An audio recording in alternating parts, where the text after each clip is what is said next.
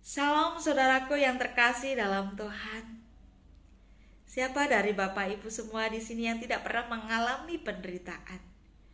Dan tentunya ketika kita semua Bapak Ibu dan saudara mengalami penderitaan, itu rasanya nggak enak banget.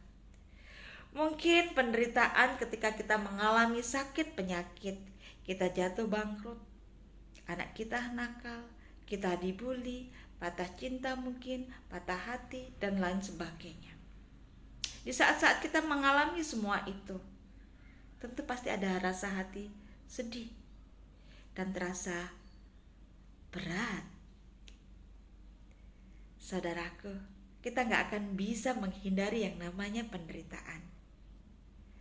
Bagaimana caranya kita bisa menanggung penderitaan?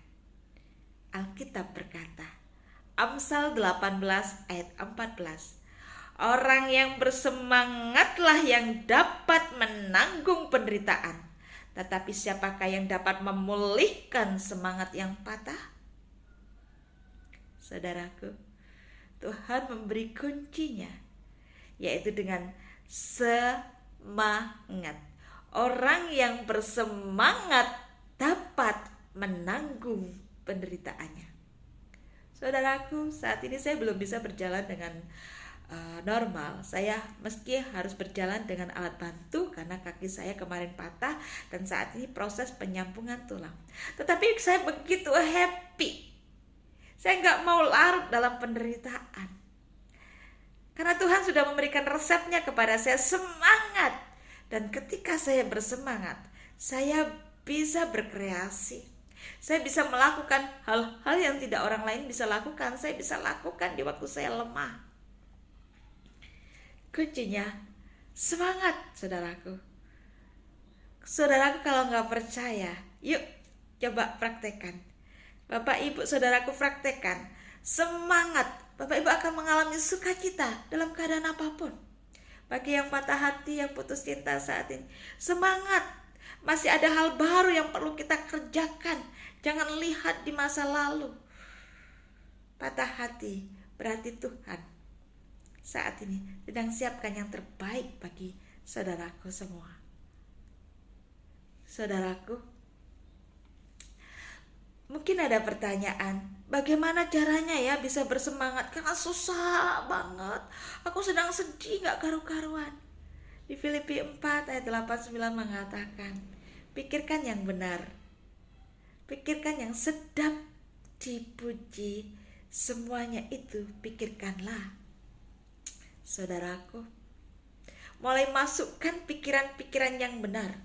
Pikiran-pikiran yang benar satu-satunya yaitu ada di firman Tuhan. Firman Tuhan berkata, firman-Mu adalah kebenaran. Jadi kebenaran yang hakiki adalah firman Tuhan.